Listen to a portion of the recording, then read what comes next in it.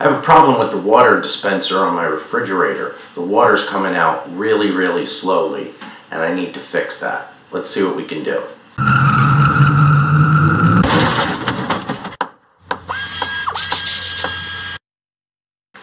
Before we get started, remember the #1 rule of home improvement work, and that's never do plumbing on a Sunday, because the plumbing supply houses aren't open and Lowe's and Home Depot don't have everything you need. Might seem like a simple task. You get started, before you know it, something else breaks and you need a special piece of plumbing that you just can't find at a regular hardware store. I'm not going to bore you with setting a timer and measuring exactly how much water comes out of here, but you can see it's just dribbling out of here. Definitely need to do something about this. Somewhere near your kitchen, you're going to find a valve that looks like this.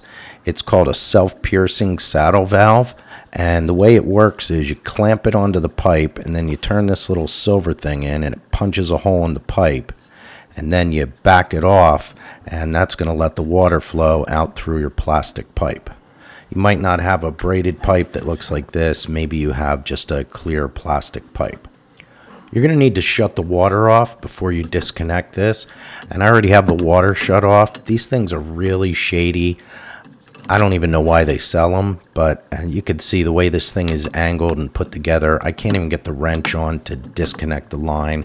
I'm going to have to wait until I get it off the pipe. I have the water shut off and drained as much of it out of those pipes as I can, but this pipe is the lowest point in my house, so I'm going to get water out of here when I take this off. Hopefully you'll have an easier time getting at yours than I did on mine, but you just need to get a socket and wrench on one side and a screwdriver or a pair of pliers on the other. These things usually don't corrode too bad where you're going to have a problem getting the bolt loose, but you need to start taking those off and be prepared for water to come out. And you can see here as I start to get mine loose, some water's coming out, so I'm going to move my camera and get this thing loosened up a little bit more and let some of the water drain out of it so I don't get water all over my camera. And you can see here I just rigged up a disposable pastry tray to put underneath the pipe and just let it drain for a while. I'm going to go take a break while this fills up this bucket. Alright, so it's slowed down to just a drip, and I got the hose off and I'm just taking off one of these bolts. Once you get the one bolt out, then you'll be able to take the valve right off. So just slide it out on one side and then you can take the valve off.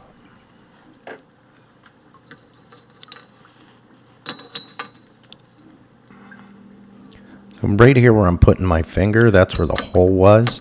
So I want to cut a piece of pipe out and just make sure that I'm going to be ending up cutting out that piece of pipe where that little hole was. So just get yourself a pipe cutter, snug it up along the pipe, turn it around, and keep tightening it up, and you'll be able to cut through the pipe no problem.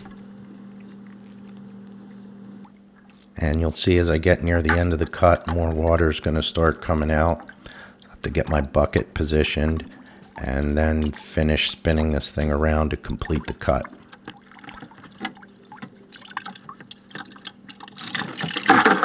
And now I'll drain the rest of the water out.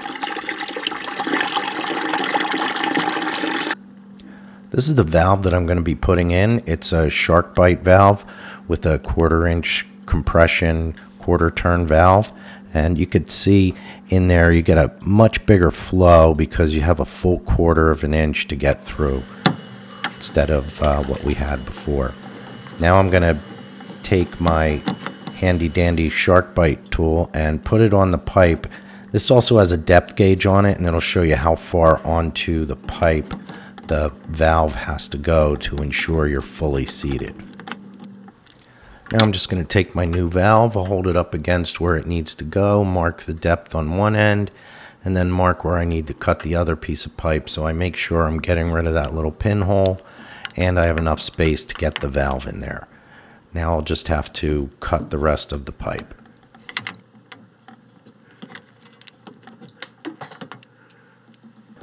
Next thing you want to do is clean up the inside and the outside of the pipe. And I happen to have this little reaming tool that you use to clean up the inside of the pipe, because when you use those cutting wheels to cut the pipe, it puts a little raised edge on the inside of the pipe. So you want to make sure you clean that out really well. You can use a piece of emery cloth or something like that, but you want to get that lip off the inside of the pipe because it can cause problems getting the fitting on or create turbulence if you're going to solder the pipe. So definitely get rid of that. You can see here what comes out of there when you use this tool. Shark bite fittings actually seal on the outside of the pipe, so it's always a good idea to use an emery cloth or some other kind of tool. Maybe you have one of those wire brush tools to clean the outside of the pipe. Make sure there's no ridges or sharp edges that can cut the O-ring on the shark bite tool. So clean both ends of the new pipe with whatever you have around to make sure you have a nice smooth spot to put the shark bite fitting on. Once you have the ends of the pipes cleaned up, you can go ahead and put your valve on. Just make sure you use that shark bite depth gauge or some way of measuring it to make sure that you're getting the valve fully seated. They go on a lot more than you think they need to. This is a little tight here. I'm going to have to go to the other end of this pipe and pull back on it so I can get the pipe spread out enough to get the valve in. Took a little bit of wiggling and going back and forth, but I finally got the two pipes into the valve as far as they need to be. Now all I need to do is hook up the water line for the refrigerator, and we can check this out and see what difference it made. This is definitely an improvement. Like I said, I'm not going to bore you with measuring it, but you can see this is real time. It's coming out much faster than it was before. So this is the saddle valve that I took off, and just so you could see how it works, there's a piece of rubber here that seals against the pipe when you wrap this around the pipe and tighten down these bolts. And you crank this little thing all the way in, and it puts a hole in the pipe. Puts a hole through the pipe right there. If I flip it around, you can see what's happening on the inside.